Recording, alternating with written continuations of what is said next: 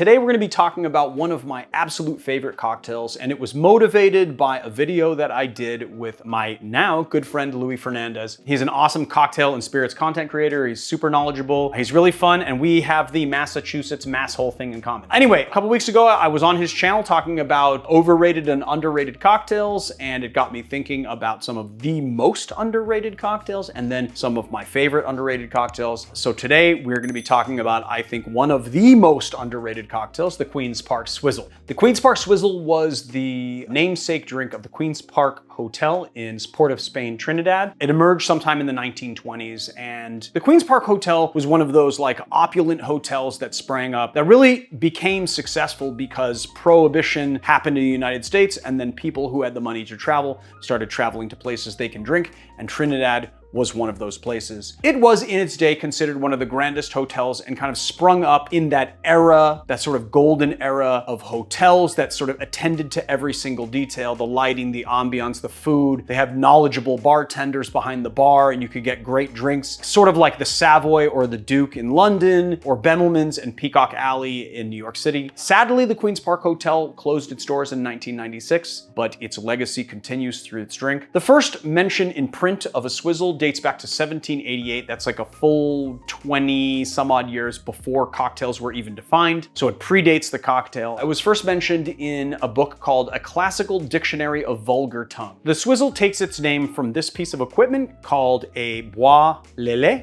or a swizzle stick, it's more commonly known. And it comes from a tree native to the Caribbean called the swizzle stick tree, and its official name, I'm gonna butcher this, is Quararibea turbinata. And the stick actually predates the cocktail by at least a century and has roots in the slave trade. Oh, fun fact. When I was in Kenya and we were looking for the dava stick, remember the dava cocktail? Yes, I remember that. So we visited this village and I was trying to explain this dava stick and they were like, yes, we have that, we can get that.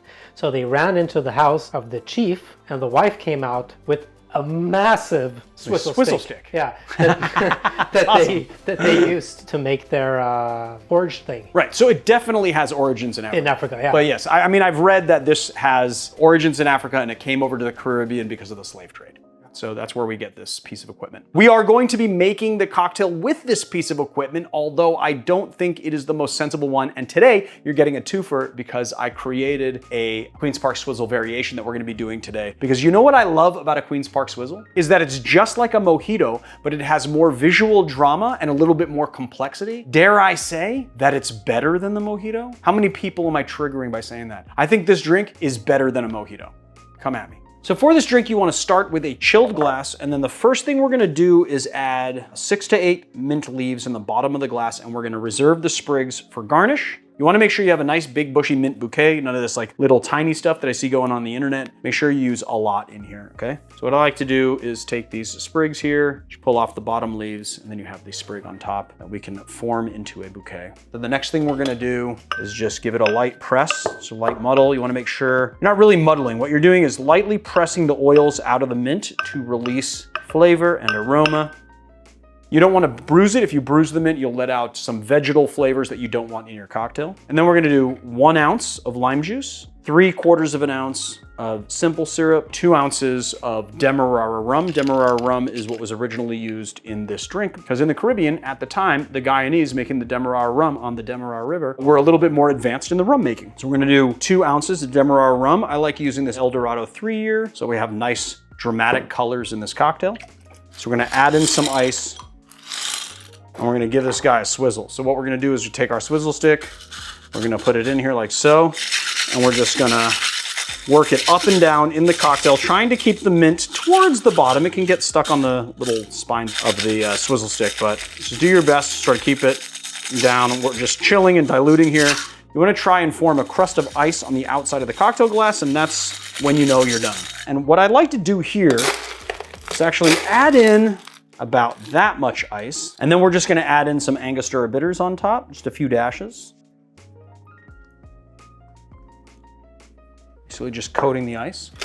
And then a nice big snow cone And what we're really looking for is that like drama between the green mint, the clearish cocktail, the Angostura Bitters, and then just the white snow cap on top. And then once we've done that, we're gonna take our mint bouquet here. We're gonna arrange them nicely in our hand, which I have not done at all. Clean these up a little bit. These two can go. Just want those top sprigs. It's really hot in here. Hopefully my mint hasn't gotten too wilty. I'm just gonna give it a slappy poo. I'm gonna give it a crushy pants a little bit.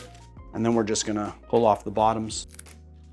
Stick this in the glass. Make sure you have a lot of mint like that. You wanna put your straw right next to the mint so that you smell it as you drink.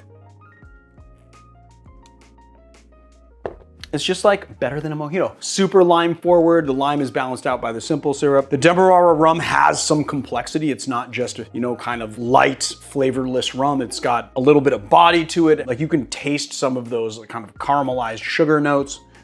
Like a tiny little bit of funk. And then as you drink, the ice melts and the Angostura incorporates into the cocktail and you get a little bit more complexity, a little bit more of those spice notes of the Angostura Bitters. It is one of the most underrated cocktails and one of my favorites. There it is, guys. The Queen's Park Swizzle. The Poinsettia Park Swizzle is my own riff on the Queen's Park Swizzle, and I wanted to just do something a little bit different. Still want it to be light and refreshing cocktail, but just add in some nightcap vibes, a little bit sweeter, but still balanced. We're gonna be doing this one in a shaker because I don't love the swizzling technique. It's not a very efficient way of chilling a cocktail. I like doing it as a whip shake better. I think you just get just a nicer product at the end. So again, 6 to 8 mint leaves into the bottom of a tin, reserving the sprigs for garnish. This one's a little wilty, but we'll try and use it. I think that's good enough. Again, give it a little light press. Then we're gonna do 3/4 of an ounce of lime juice, 1/2 ounce of simple syrup, and then we're gonna do 1/4 ounce of Creme de Cacao and 1/4 ounce of Combier Orange Liqueur, and then 1.5 ounces of Angostura 7-year. So what we're doing here is pairing those chocolate and orange flavors to this rum, which is bourbon barrel aged. So you get a little caramel, you get a little vanilla, a little brulee banana. It's really nice. It's gonna go really nicely with these ingredients. Again, you wanna make sure you have a chilled glass, very important for pebble ice cocktails. We're gonna add a little pebble in here. Give it a little whip shake.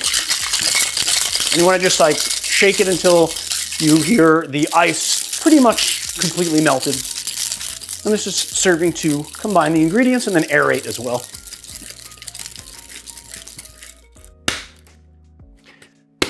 It hurt my thumb. God. I can't hit it hard enough because I hurt my damn thumb. And then we're going to pour into our glass like so. Again, we're gonna fill with ice, but only partially, almost to the top. And then we're gonna add in a few dashes of Angostura Bitters and a few dashes of the Angostura Cacao Bitters as well. And then we're getting that snow cap on top like so. Let's hope all of our mint hasn't completely wilted. Give it a slappy pants, crushy poo. Place the bouquet like so. Let's give it the old taster. So you get those barrel notes from the rum, but it's nice and bright and refreshing. Obviously the simple syrup is serving to balance the lime, and then you have a little undertone of chocolate, a little undertone of orange, playing nicely with the notes from the rum. And then of course, you get a little more complexity from the bitters. It's gonna be a lot more prevalent as the drink melts and the bitters combine into the cocktail. Pretty gosh darn good if I do say so myself. So there it is, the Poinsettia Park Swizzle.